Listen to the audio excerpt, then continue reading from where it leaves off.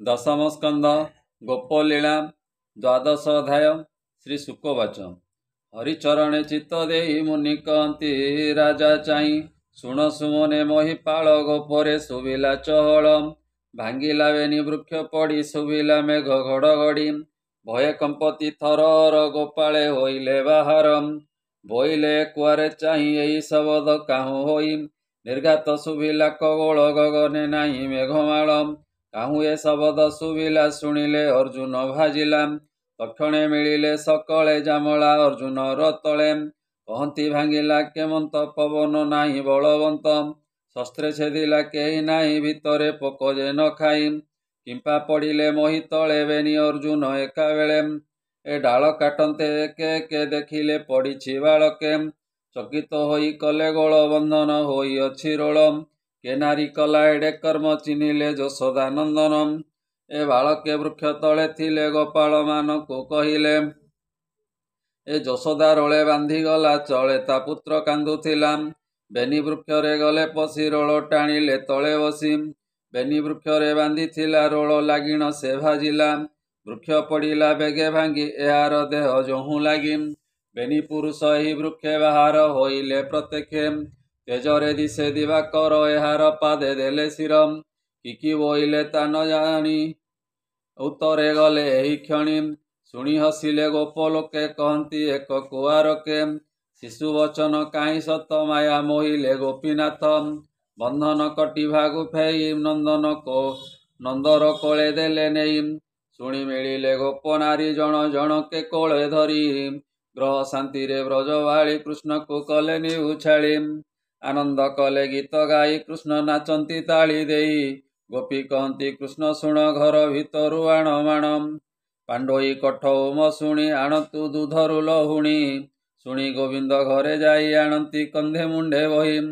कहती करी कौतुक आहुरी आणी बही देख भकत जनकु सुफल देखाउछंती आदि मूल भकत जनकर देखा गोपे होइला कोली बिका डाकई कोली कोली बोली कन्या शुणिले बनवाली वस्त्र ही नाही कटी भागे मिलिले धान्य राशि लागे धान्य अंजलि पेटे देई बेगे धाइले भावग्राही मिलिले कोली बिका लागे माण पातिले नेई बेगे कृष्णर दृष्टि अछि फले धान्य पड़िला सबु तले तक्षणे तोलिबेनी कर आंजलि कले दामोदर फल पुराई देला कर कहती प्रभु चक्रधर भांडे तो अछि केते फल टेकी चाहिले आदि मूल रत्न होइला तत्क्षणे गोविंद आज्ञा परमाणे एबे शुण नरनाथ कृष्णर बालक चरित गोकुल मध्य अछि नदी बहई वृंदावन भेदी से नदी तीरे एक दिने राम गोविंद तो समने गोप बालक गण मेले खेलती नाना कौतूहले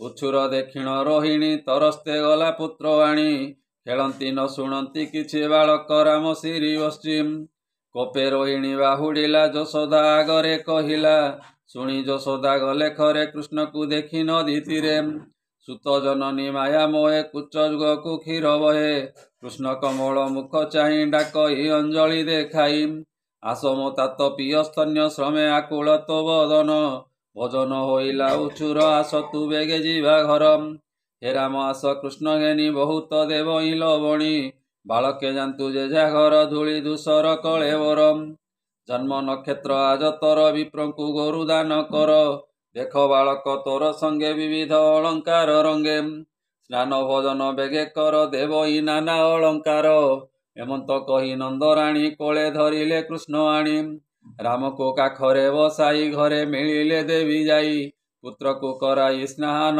रंजिले राम कृष्ण मन भोजन सारी आचमन आनंदे कले कसयन विप्रंकु आणी से डकाई ताहांकु गोरुदान देई अस्त होइले दिवाकर गोपाळे करंती विचार एकुआर एक शीघ्र गले नंदर दारे मेली कले बसिले नंद उपनंद मध्य आदित्य आदि कंद गौड़े करंती विचार शुभ न देखु गोपपुर कह कि करिबा उपाय पुत्र को पूजिला भय शुणी उठिले उपनंद जाहार जीवन गोविंद ज्ञान बयस वृद्ध गाण गोपंकु कहई कारण सिरे जोड़िला बेनी कर गुपते कहई मधुर चाल नथिबा ए नवरे घर करिबा नठारे ଅନେକ ପଡ଼ିଲା ପଦ ପୁତ୍ର ଯେ ଆମ୍ଭର ସମ୍ପଦ।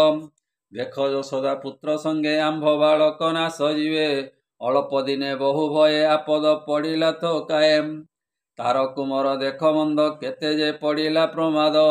ପୁତନା ମୁଖୁ ଅଛି ତରି ଶୂନ୍ୟରେ ଦୈତ୍ୟ ନେଲା ହରିମ। ସକଟ ଉପରେ ପଡ଼ିଲା ସେବେଳେ ଗୋବିନ୍ଦ ରଖିଲା।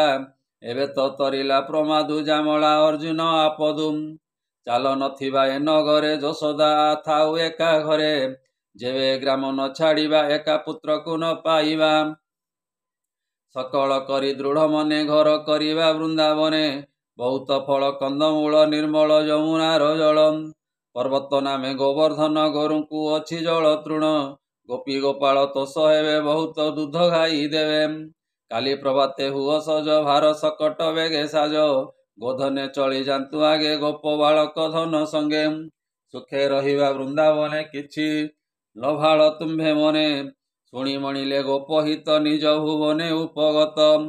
ଯେ ଯାହା ଘେନି ପରିଚ୍ଛଦ ଜାନ୍ତେ କରନ୍ତି ସିଂହାନାଦ। ନନ୍ଦ ଯଶୋଦା ଏକା ବେଳେ ରୋହିଣୀ ପୁତ୍ର ଘେନି କୋଳେ। ପଛେ ଚାଲନ୍ତି ଗୋପୀ ଯୂଥ ଗାବନ୍ତି ନାନା ରଙ୍ଗେ ଗୀତ। ସକଟ ମାନେ ଯାନ୍ତି ଖରର ଧୂଳିରେ ଲୁଚାଇ ଭାସ୍କର। ମିଳିଲେ ବୃନ୍ଦାବନେ ଯାଇ କୃଷ୍ଣ ଚରିତ ଗୀତ ଗାଇ। ଗୋପାଳେ ଧେନୁ ପଲ ଘେନି ନାନା ପ୍ରକାରେ ବେଦ ଧ୍ୱନି। ଯାଇ ହୋଇଲେ ବୃନ୍ଦାବନ ଆନନ୍ଦ ଗୋପୀଙ୍କର ମନ। ଜୀବନେ ଯିବେ ଗୋପୀନାଥ ସର୍ବଦା ବହଇବ ସନ୍ତ। ସୀମା ଆବରି ଗୋପପୁର ଯେ ଯାହା ତୋଳିଲେ ନବର। ଗ୍ରାମ ମଧ୍ୟରେ ନନ୍ଦଘର ଯହିଁ ବିଜୟ ଚକ୍ରଧର। ଏ କୃଷ୍ଣ ଦେଖିଲେ ଗୋବର୍ଦ୍ଧନ ଯମୁନା ନଦୀ ବୃନ୍ଦାବନ। ଦେଖି ଆନନ୍ଦ ବେନି ଭାଇ କହନ୍ତି ନନ୍ଦକୁ ବସାଇ। ଯେତେ ଅଛନ୍ତି ବତ୍ସା ଘରେ ଆମ୍ଭେ ରଖିବୁ ନଦୀ ତୀରେ। ପୋତା ତ ନାହିଁ ତୁ ନ କର ବତ୍ସା ରଖିବୁ ଆମ୍ଭେ ତୋର। ନନ୍ଦ ଆନନ୍ଦ ମନେ କହି କଲିହୁଁ ବତ୍ସା ରଖ ନେଇ। ପିତାର ବଚନେ ମୁରାରି ସାନନ୍ଦେ ଚରାନ୍ତି ବାଛୁରୀ। ଗ୍ରାମ ନିକଟେ ଥାନ୍ତି ନିତ୍ୟେ ବନେ ନ ଯାନ୍ତି ଭୟ ଚିତେ। ବ୍ୟାଘ୍ର ବଲୁକ ସିଂହ ତ୍ରାସେ ବତ୍ସା ଚରାନ୍ତି ଗ୍ରାମ ପାଶେ। ଗୋପାଳ ସୁତ ଥାନ୍ତି ପାଶେ ଖେଳ ଖେଳନ୍ତି ନାନା ରସେ। କ୍ଷଣ କ୍ଷଣକେ ବେଣୁନାଦ କେ କହୁ କୃଷ୍ଣର ଆନନ୍ଦ। ଏକୁଆର ଏକ ଭୁଜ ଧରି ଯୁଜନ୍ତି ବାହନାଦ କରି। ବେଲ ଅଁଳା କଟୁ ଫଳେ ତୋଳି ଆଣନ୍ତି ବୃକ୍ଷୁବାଳେ। ଏକୁଆର ଏକ ମରାମରି ହାସ କରନ୍ତି ରାମ ହରି। ନାନା ପକ୍ଷୀଙ୍କ ନାଦ ଶୁଣି ଗୋପେ ନାଚନ୍ତି ତାହା ବଣି।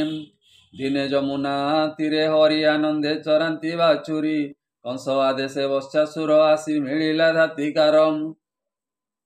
ଏ କୃଷ୍ଣର ରୂପକୁ ଚାହିଁଲା ବାଛୁରୀ ରୂପକୁ ଧଇଲା। ବତ୍ସା ସଙ୍ଗତେ ପଶିଗଲା ଅସୁର ମନେ ବିଚାରିଲା। ନିକଟେ ମିଳିଲେ ମୋହର ପାଦେ କରିବି ସତେ ଚୁର। ଏମତେ ରାକ୍ଷସ ବିଚାର ଜାଣିଲେ ପ୍ରଭୁ ଦାମୋଦର। ଶଙ୍କର୍ଷଣଙ୍କ ମୁଖ ଚାହିଁ କହନ୍ତି ଅଙ୍ଗୁଳି ଦେଖାଇ। ଦେଖ ଦୈତ୍ୟ ବତ୍ସା ପାଶେ ଆମ୍ଭକୁ ମାରିବାର ଆସେ। ମାୟା ବାଛୁରୀ ରୂପ ଧରି ଆମ୍ଭକୁ ଆସିଅଛି ମାରି। ଏତେ ବିଚାରି ଭଗବାନ ମୋହିଲେ କୁମରଙ୍କ ମନ। କଇଥ ଗଛ ଦେଖି ପଏ ରାମକୁ କହିଲେ ଥକାଏ। ଏ ଫଳ ଦିଶଇ ସୁସଞ୍ଚ ହସ୍ତ ନ ପାଏ ବଡ଼ ଉଚ୍ଚ।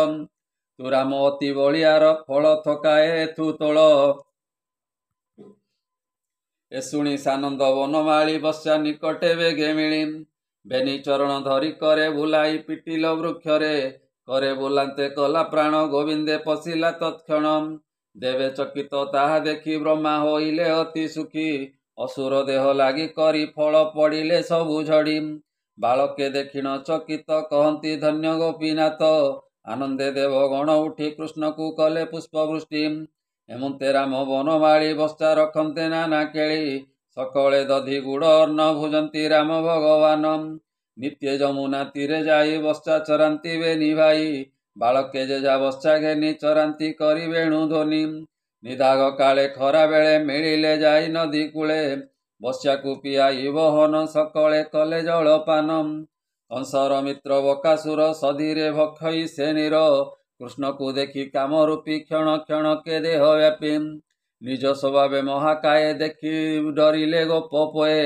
ଏ ବନେ ଏଡ଼େ ବକ ଥାଇ କହନ୍ତି ରାମକୁ ଦେଖାଇ। ଗୋପାଳ ବାଳକେ ପ୍ରଶଂସି ପର୍ବତ ଖଣ୍ଡ ପ୍ରାୟ ଦିଶି। ତ୍ରାସେ ଧାଇଁଲେ ନଦୀ ତୀର ଦେଖି ଧାଇଁଲା ବକାସୁର। ଘୋର ଶବଦ ବେଗେ କଲା ତକ୍ଷଣେ କୃଷ୍ଣକୁ ଗିଳିଲା। କୃଷ୍ଣ ନ ଦେଖି ଗୋପ ବାଳେ ଢଳି ପଡ଼ିଲେ ମୋହି ତଳେ।